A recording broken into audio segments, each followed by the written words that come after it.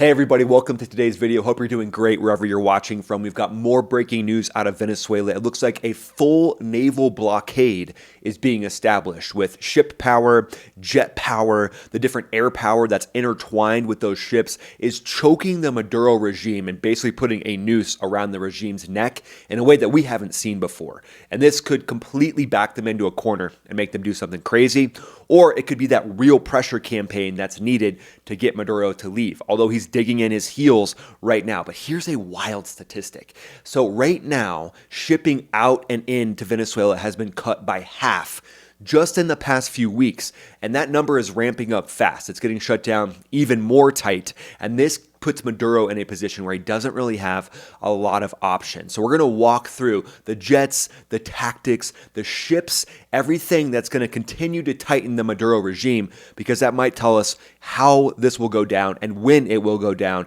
If Maduro reaches a point where he realizes he doesn't have the resources to compete, he doesn't have the resources to even defend his own home at all, which he's probably pretty much there, he might decide to negotiate a little more, but we don't know. So I'll be breaking down all the different tactics in these next few sections, and then we'll talk about some hypothetical situations that we could see playing out in the next few hours or the next few days. So let's start with the sea power that makes the entire blockade possible, makes everything click. That's the U.S. Navy, and they've got Venezuela's ports essentially on lockdown without having to fire any shots. Just crickets in those ports. And those used to be Iranian arms shipment ports, especially near Caracas, near the capital, that has been known to be deliver Shahed drones, delivering S-300s, other weapons that Iran is supplying. A lot of drones, but also likely missiles and some potential parts for their Su-30s that are being basically smuggled through Iran from Russia. But leading the pack to shut this port down is the USS Gerald R. Ford.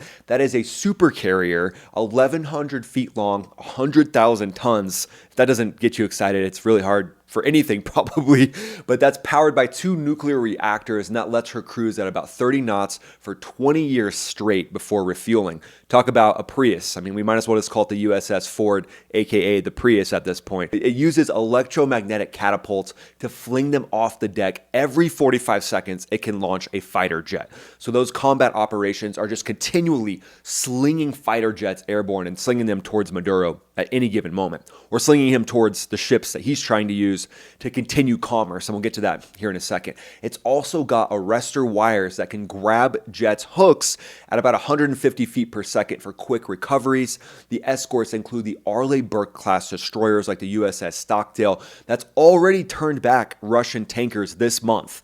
So there was a Russian tanker that continually tried to come in from Cuba. It tried 3 or 4 times, and it was intercepted by the USS Stockdale and likely some fighter jets off of the USS Ford. And there's different tactics that fighter jets use when you intercept a ship. Like, you don't want to overfly the front of the ship right in front of where the captain's looking out, because that could be a sign of war. But if you fly over the back of the ship, it's just a sign that, hey, I'm looking for your flag. I'm looking to see where you're from. But likely there were fighter jets involved in that interception, and that quickly made that Russian oil tanker turn around. Vlad inside the oil tanker was like, I haven't had enough shots of vodka today to continue going up against F-18s and the USS Arleigh Burke-class destroyers. The USS Stockdale has a ton of capabilities. It's 510 feet long, 4 gas turbine engines pumping out 100,000 horsepower for bursts up to 32 knots, and a stealthy angled hull that cuts radar returns to the size of a tiny boat, to the size of a small dirigible. But then you've got some of the best naval power in the entire planet right there. But it looks like a small boat on a radar. They've got 96 vertical launch system cells that can load up with SM-6 missiles that can reach 150 miles plus to knock down incoming cruise missiles, planes, or drones. So again, when we saw Venezuela do that flyby with their F-16s, that was before things really got hot. Now, if they tried that again, likely, in my opinion, those SM-6 missiles would light up and turn them into shredded metal and make them fish food, falling harmlessly into the ocean. That's what I think would happen. And I think that Arleigh Burke-class destroyer is ready to rock, and it's ready to go. It's got Mk-41 tubes for ASROC, anti-submarine rockets. Hey everybody, quick break from the video. I want to tell you about Winglore Spirits Company. It's a fighter pilot owned and operated brand. It's owned by fighter pilots Carlos, Stroke, Tripp, and Easy, and this brand is awesome. They have intertwined everything from the fighter pilot community into their brand, right right down to the way that the bottles look. The stories and the lore behind the fighter pilot community have been intertwined into Winglore Spirits in a way that I really haven't seen with any other brand. That's why I'm so excited to partner with them. You can actually invest in their company by clicking this QR code, or you can also grab, the best holiday gift that I could really think of for anybody who's over 21. You got to be 21 plus. Again, this holiday season is kicking off. If you want something unique, click that link in the description to learn more about the brand. And if you want to invest in the company and become an owner of what I think is going to be a skyrocketing company, I've actually invested myself. Just click the link in the description. It'll take you right there. Thanks so much for checking out Winglore Spirits, and I'm very proud to partner with them. Now back to the video. And those can loft torpedoes 12 miles out to hunt submarines as well. Not that Maduro has subs that we know of, unless some were snuck in by Mother Russia or Iran, but likely they don't have a submarine force. But at this point, anything can be targeted by this naval blockade, as you can see, whether it's ships, whether it's tankers from other nations, whether it's Maduro trying to put some of their rusty boats out to try to compete. I mean, who knows? When a dictator gets desperate, we don't know what exactly is going to go down. But rounding out this carrier strike group are Ticonderoga class cruisers such as the USS Normandy. It's got SPY-1 radars, and that's important because it can scan about 250 miles out for threats and basically protect the entire carrier strike group. That's part of an Aegis system that guides interceptor missiles automatically. It pumps information to F-18s. It pumps information to and from E-2D Hawkeyes. They all team up with that Aegis system, protecting the entire carrier strike group with 3 different sections. The outer one would be that radar that scans 250 nautical miles for threats. They're looking for drones. They're looking for F-16s coming out of Venezuela, Su-30s coming out of Venezuela, and then that can target when it's further away, because once a fighter jet gets past that outer net, now you might not have as many options to take it down. And then there's a middle section that basically includes SM-2 missiles and a lot of the F-18s themselves, which will be flying combat air patrols and DCA, defensive counter air. That's part of that middle net. And then once you get in close to some of these ships, you can still use some of the SM-2 missiles, but those might be too close if that gets a drone that's very close in, say within a mile or so. They have actually Sea-Whiz guns that are radar guided that can target in and shoot down drones. That might happen in a very rare case to get through all 3 of those nets. But again, when it comes to how they all talk to each other, it's the Aegis system that actually allows them to create the blockade. That's what the main technology is behind this blockade itself. And again, those interceptor ships, their radars, SPY-1 radars, can handle 100 tracks simultaneously without breaking a sweat. And that is a massive amount of SA, situational awareness, pumped to the entire carrier strike group. And to me, that Aegis system is really what keeps everybody safe and allows the blockade to actually happen while not threatening the actual ships themselves. And then there's the Virginia-class submarines. So if it wasn't enough to have these surface ships, we've got the Virginia-class submarines. They're quiet as ghosts. 25 knots is their cruising speed. They're obviously submerged. Electric drives are a part of this thing. They're armed with 26 torpedoes or Tomahawks. And in this case, I think the Tomahawks will be a big part of the strategy when it comes to targeting the Maduro regime. Those missiles can launch hug the sea at 50 feet, 550 miles per hour, over 1,000 miles to tag shoreline targets, which is insane. And those Tomahawks have jet propulsors that basically have silencers on them that gets the noise down to 95 decibels. That's inaudible beyond a mile or so, and that keeps it from being detected by the Venezuelan regime. The entire strike group patrols about a 300-mile buffer zone, and they use MH-60R helicopters to fill in the gaps where maybe the surface ships aren't reaching, and they can also search with those MH-60 helicopters, and they can actually target as well. So the MH-60R helicopter has the ability to spot submarines, to spot surface ships, and then you team that up with a Hellfire missile that can go in there and schwack the cartel narco boats, can go up against any type of naval assets that Maduro might have. And then we've also got the MQ-4C Triton drone that can look down into the water, probably beyond 150 to 200 feet with depth. It can actually look into the depths of the water, which which is insane. And that MQ-4C is so capable, it can stay airborne for 24 hours and do its overwatch from over 50,000 feet. So again, the MH-6CR helicopter teamed up with that MQ-4C Triton drone, and then all that teamed up and talking to the Aegis system. You've got this insanely capable view of the airspace for that 300 to 500 mile swath. That's the main routes of shipping that the US Navy is basically got on lockdown at this point. So interdictions likely go very smooth when it comes to intercepting bigger ships like that Russian freighter, or let's say China starts trying to send ships in and the naval blockade is stopping them. The way that the radio call would go down would be a hail first to try to just get the ship to turn around. So it would be vessel at these coordinates. This is the USS Stockdale. You must turn around. You're entering an exclusive naval operation zone.